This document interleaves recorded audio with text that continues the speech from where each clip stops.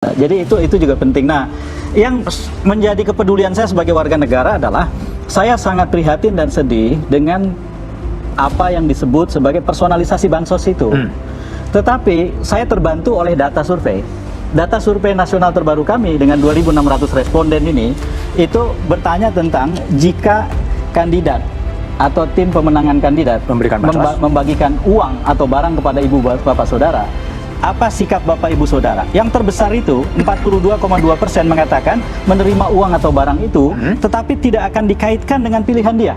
Konsultan politik E.F. Saifullah Fattah mengaku prihatin dan sedih dengan apa yang disebut sebagai personalisasi bansos. Menurutnya, data survei nasional terbaru Polmark dengan 2.600 responden bertanya tentang pemilih jika kandidat atau tim pemenangan membagikan uang atau barang kepada masyarakat. Apa sikap masyarakat? Yang terbesar 42,2% mengatakan menerima uang atau barang tetapi tidak akan dikaitkan dengan pilihan mereka. Bapak Ibu Saudara, yang terbesar itu 42,2% mengatakan menerima uang atau barang itu, tetapi tidak akan dikaitkan dengan pilihan dia. Jadi artinya ya terima aja gitu loh. Di TPS kan nggak ada CCTV gitu.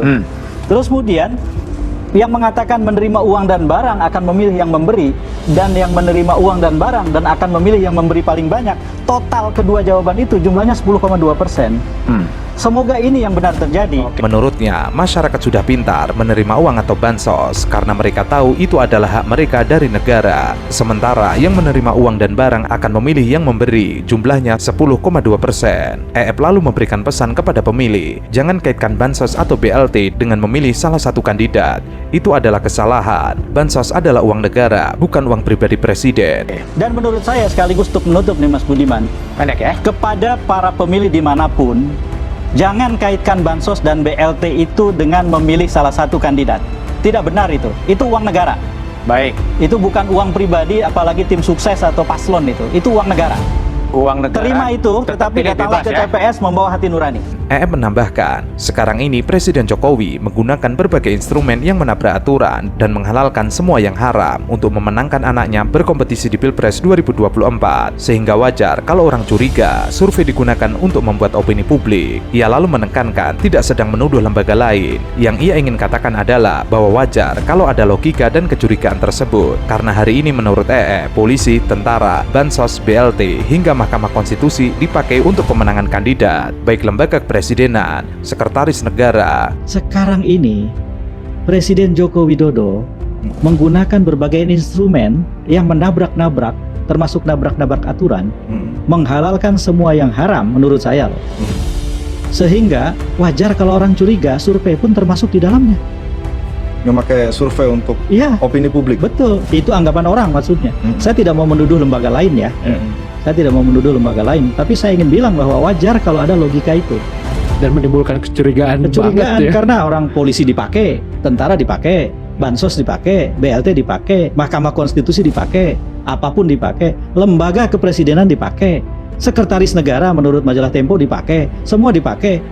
Masa institusi kecil seperti lembaga survei nggak gampang dipakai? Hal itu sudah diungkapkan oleh majalah Tempo. Lalu kenapa institusi kecil seperti lembaga survei tidak bisa dipakai? Ia juga menjelaskan faktor ekonomi sehari-hari menjadi penting bagi para pemilih. Paslon partai atau caleg sangat tergantung seberapa besar peranan mereka dalam mengatasi persoalan ekonomi masyarakat. Karena itulah bansos dan BLT menjadi penting untuk dikritisi. Karena bansos bukan alat kampanye. Bansos adalah kebijakan publik yang dibiayai negara. Paslon, partai, caleg, relate atau tidak ke pemilih sangat tergantung seberapa besar peranan mereka dalam mengatasi persoalan ekonomi hidup sehari-hari.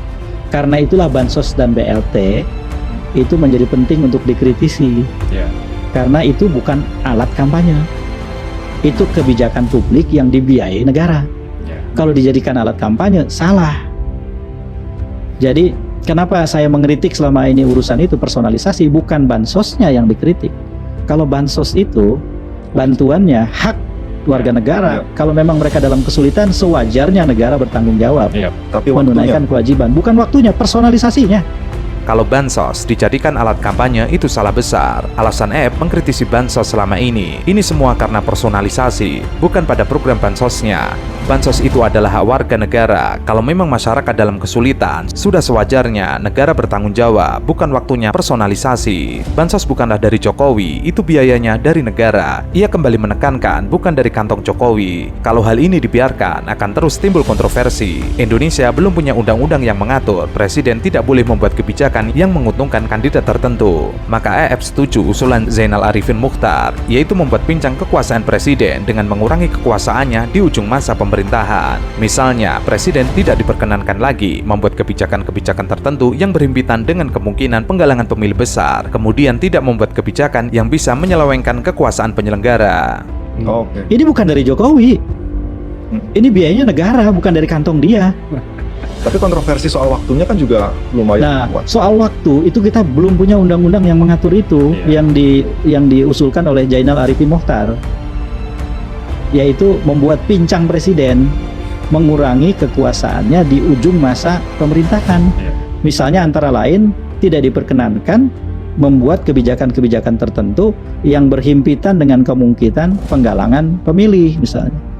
Tidak membuat kebijakan-kebijakan yang membuat ada pemihakan yang menyelewengkan kekuasaan penyelenggara negara gitu.